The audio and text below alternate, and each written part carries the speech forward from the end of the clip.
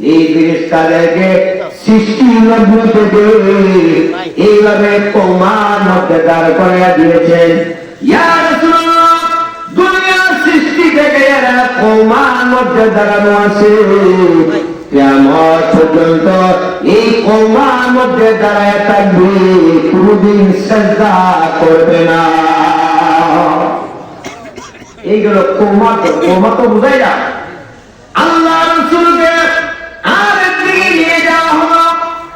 ও ভাই, এখানে গিয়া দেখে আর একদল ফেরেশতারা আমার ভাইয়ের রুকুর মধ্যে ঢুকানো। রুকুতে তাকিয়া সুবহান রাব্বিয়াল আযীম তিনবার, পাঁচবার, সাতবার বলা সুন্নত রাখা হলো। যদি সময় কম থাকে, গাড়িতে, বাজারে, নৌকার সাথে, অথবা সময় কম, তাহলে সুবহান রাব্বিয়াল আযীম তিনবার বলবেন। আর যদি ইমাম হয় তাহলে পাঁচবার বলা উত্তম, পাঁচবার বলবেন। আর যদি একা নামাজ পড়ে, উদাহরণ বৃষ্টি নেমেছে, মসজিদে যাওয়ার সুযোগ নাই, ছেলে মেয়েদেরকে উযু করাইয়া বউদের পিছনে দিয়ে জামাই ইমাম হলো, আমার ছেলে মেয়ে বিবিয়া সুজা করে জমাত করলেন। এখন সময় আছে লম্বা, অসুবিধা নাই, সুবহান রাব্বিয়াল আযীম তখন সাতবার বলা। আমার ভাই আবার যখন একা নামাজ পড়বে, সূর্য উদয়ের 15 মিনিট পর থেকে 8টা পর্যন্ত 4 রাকাত নফল নামাজ বেশি দেওয়া হলো, এটাকে ইশরাক বলা হয়। 8টা থেকে 11টার ভিতরে আরো 4 রাকাত নামাজ, এই নামাজকে চাষের নামাজ বলা হয়। আমার ভাই, দিনের যেইগুলো সময় 2 রাকাত নামাজ আদায় করা, সালাতুল হাজত, মুসিবতে পড়েছে, দুশ্মনে দাওয়া করেছে, মেয়ে বিয়া দিতে পারেন না, গরীব হয়ে গেলেন, বিদেশের সন্তান বিপদে পড়ে গেল রে, রাসূল বলেন মানুষের দরবারে না গিয়া সর্বপ্রথম মাওলা পাকের জন্য 2 রাকাত সালাতুল হাজত আদায় করে আল্লাহকে বলো, দুনিয়ার মন্ত্রী, এমপি, চেয়ারম্যান, মেম্বার যে কাজটি দ্রুত গতিতে করতে না পারবে, 2 রাকাত নামাজ আল্লাহর জন্য পড়ে মাবুদের কাছে বললে তার থেকে দ্রুত গতিতে সমস্যার সমাধান দিবেন আল্লাহ। আমার ভাই, মাগরিবের নামাজের পর সুন্নত আদায় করিয়া 6 রাকাত নামাজ, এই নামাজকে আওয়াবিন বলা হয়। 6 রাকাত নামাজ আওয়াবিনের পর এশারের বিতিরের নামাজের পর 2 থেকে উঠতে যত রাকাত মনে চায় তাহাজ্জুদের নিয়তে নামাজ পড়া। শেষ সাথে যদি উঠার ভয় হয়, উঠতে পারবো নাকি পারবো না, তাহলে বিতিরের পরে 2 থেকে যত রাকাত বেশি মনে চায় তাহাজ্জুদের নিয়তে এই নামাজ আদায় করা। যদিও শেষ সাথে সমান সওয়াব হবে না, কিন্তু তাহাজ্জুদের শেষ সাথে ওঠার ভয় যদি হয়, শেষ সাথে ওঠার অভ্যাস যদি না থাকে, বিতিরের পরে তাহাজ্জুদের নিয়তে পড়লে সওয়াব কম হবে, কিন্তু তাহাজ্জুদের হক আদায় হয়ে যাবে। একসাথে জোরে জোরে বলি সুবহানাল্লাহ। আমার ভাই, প্রথম আকারে বিভিন্ন জায়গায় আল্লাহ নবী সাল্লাল্লাহু আলাইহি সাল্লাম ভ্রমণ করে আর এক জায়গায় গিয়া দেখলেন ফেরেশতারা সিজদায় রত। জিজ্ঞাসা করলেন কিয়ামত পর্যন্ত সিজদায় থাকবে, কোনদিন সিজদা থেকে এরা উঠবে না।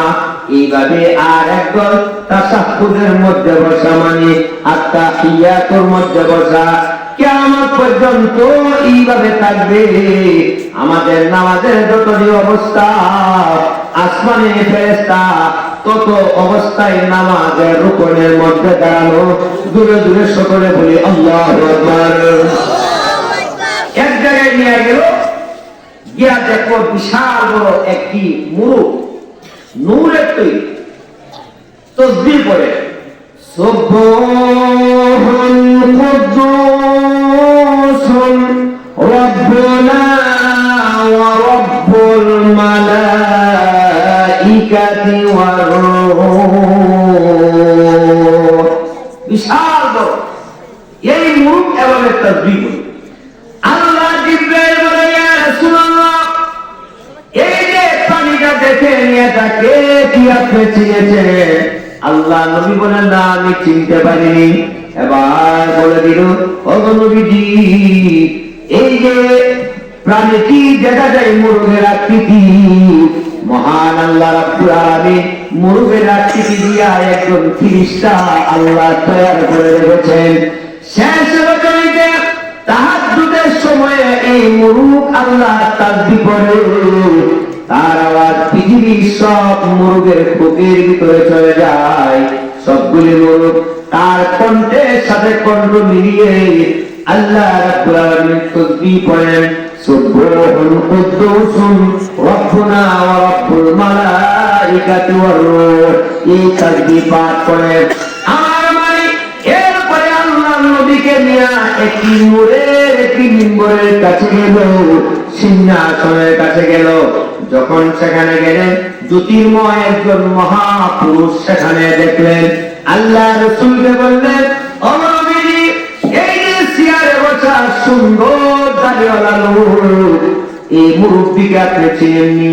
আল্লাহ নবী বলে, না, চিনি না। এবার বলে দিলেন, নবী গো, বাইতুল মুকাদ্দাসে যিনি প্রথম বক্তব্য রেখেছিলেন, এই হলো সেই নবী। গোটা জগতের আদি পিতা হযরত আদম আলাইহিস সালাম। আপনি আদম আলাইহিস সালামের কিনারে গিয়ে সালাম প্রদান করুন।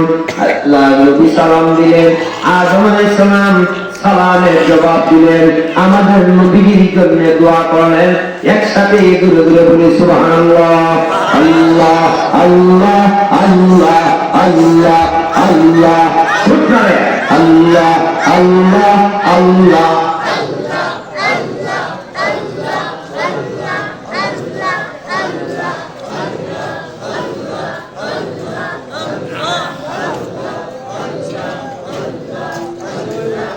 আচ্ছা, আজকের মাহফিলে প্রধান অতিথি মুফাসসির আল্লামা আশরাফী সাহেব দাওয়াত বরকাতুহ, তিনি হাজির হয়েছেন। অল্প সময়ের ভিতরে তিনি আসবেন ইনশাআল্লাহ। আমার মানে কিতাবে লেখা হয়, আল্লাহ রাব্বুল আলামিনের নবীকে তুই কি সমুদ্র দেখানো হলো? আমার ভাই, এই সমুদ্রের একটি নাম হলো নীল, আর একটা নাম হলো ফুরাত। এই নীল নদী, ফুরাত নদী, দুনিয়াতেও দুইটা নদী আছে, কিন্তু এগুলো অনেক ছোট। আমার ভাই, আসমানে যে নীল আর ফুরাত দুইটা নদী সেখানে আছে, দুটার গভীরতা হলো 500 বছরের রাস্তা। একসাথে দূরত্ব সুবহানাল্লাহ। আমার ভাই, প্রথম আসমান ভ্রমণ শেষ করে নবীকে দ্বিতীয় আসমানে নিয়ে গেলেন। সেখানে দুইজন পয়গম্বরের সঙ্গে দেখা হলো। একজন হলো হযরত ঈসা আলাইহিস সালাম, আর একজনের নাম হলো ইয়াহইয়া আলাইহিস সালাম। আল্লাহ নবী বলে, দুইজন খালাতো ভাই, এই খালাতো ভাইয়ের সঙ্গে আমার দেখা হলো। 3 নম্বর আসমানে নিয়ে গেলেন, বহু অলৌকিক জিনিস সেখানে দেখালেন। 3 নম্বর আকাশে ইউসুফ আলাইহিস সালামের সঙ্গে দেখা হলো। আমার ভাইজান, গোটা আসমানটা ইউসুফ আলাইহিস সালামের চেহারা নুরানি ঝলকের কারণে জলমল জলমল করতেছিলেন। আল্লাহ রাসূল বলেন, ইউসুফ আলাইহিস সালামের চেহারার দিকে চোখ তুলে তাকানো যায় না, এমন সুন্দর আল্লাহ নবীকে বানালেন। তামাম দুনিয়ার সৌন্দর্য 2 ভাগ করে 1 ভাগ দিলেন সারা দুনিয়ায়, আর এক অংশ একা ইউসুফ আলাইহিস সালামকে দান করলেন। আমার ভাই, কিতাবে লেখা হয়, তামাম পৃথিবীর মানুষ ইউসুফ আলাইহিস সালামের সৌন্দর্য সহ মিলাইলে আমাদের পয়গম্বরের চেহারার মতো সুন্দর হবে না। আর ঘুরে বলি সুবহানাল্লাহ। 4 নম্বর আসমানে গেলেন, এখানে মুলাকাত হলো আল্লাহ নবী হযরত ইদ্রিস আলাইহিস সালামের সঙ্গে। 5 নম্বর আসমানে গেলে সেখানে দেখা হলো আমার ভাই হারুন আলাইহিস সালামের সঙ্গে। 6 নম্বর সাক্ষাৎ হলো আমাদের বনি ইসরাইলের জলিল কদর পয়গম্বর মুসা আলাইহিস সালামের সঙ্গে। মুসা আলাইহিস সালাম যে কুরসিতে বসা, চেয়ারে বসা, এই চেয়ারটা মত মত মত মত শব্দ করে নবী ডানে বামে চেহারা ঘুরায় স্থির হয়ে বসেন না, অস্থির থাকে। জিব্রাইল আলাইহিস সালামকে নবী বললেন, জিব্রাইল আলাইহিস সালামকে নবী বললেন এমন কেন করেন, তিনি স্থির হন না কেন? এবার জিব্রাইল বলে, হুজুর আল্লাহ এভাবে নবীকে রেখেছেন, এভাবেই তিনি থাকবেন। মুসা আলাইহিস সালাম অস্থির। আমার ভাই 7 নম্বর আসমানে গেলে এই সপ্তম আকাশে যখন গেল, আল্লাহ নবীকে জাতির জনদের সঙ্গে সাক্ষাৎ করানো হলো। একসাথে জোরে জোরে বলেন সুবহানাল্লাহ। এই জাতির জনকের নাম হলো ইব্রাহিম খলিলুল্লাহ। মিল্লাতা আবিকুম ইব্রাহিম হুয়া সাম্মাকুমুল মুসলিমিন। ইব্রাহিম আলাইহিস সালামকে আমার ভাইজান যেখানে নবী দেখলেন এই জায়গায় নূরে তৈরি একটা মসজিদ, এই মসজিদের নাম আল মসজিদুল বাইতুল মামুর, নূরে তৈরি বাইতুল মামুর। কাবা ঘরের সোজা উপরে সপ্তম আকাশের উপরে এই মসজিদ। কাবা ঘর হইল জিন আর মানুষের কিবলা, আর বাইতুল মামুর হইল ফিরিস্তাদের কিবলা। প্রতিদিন 70,000 ফিরিস্তা বাইতুল মামুরে প্রবেশ করেন, 2 রাকাত নামাজ পড়েন, বের হয়ে যান। কিয়ামত পর্যন্ত তাদের দ্বিতীয়বার আর সিরিয়াল আসে না, ফিরিস্তাদের সংখ্যা এত বেশি। ইব্রাহিম আলাইহিস সালামের সামনে যখন নবী গেলেন, আল্লাহ জিব্রাইলকে নবী বলে, ও জিব্রাইল, কোন পয়গম্বরের সামনে অন্য কোন মানুষ নাই, কিন্তু ইব্রাহিম আলাইহিস সালামের কাছে ডানে বামে সামনে পিছনে হাজার হাজার নাবালক ছেলে মেয়েরা দেখা যায়।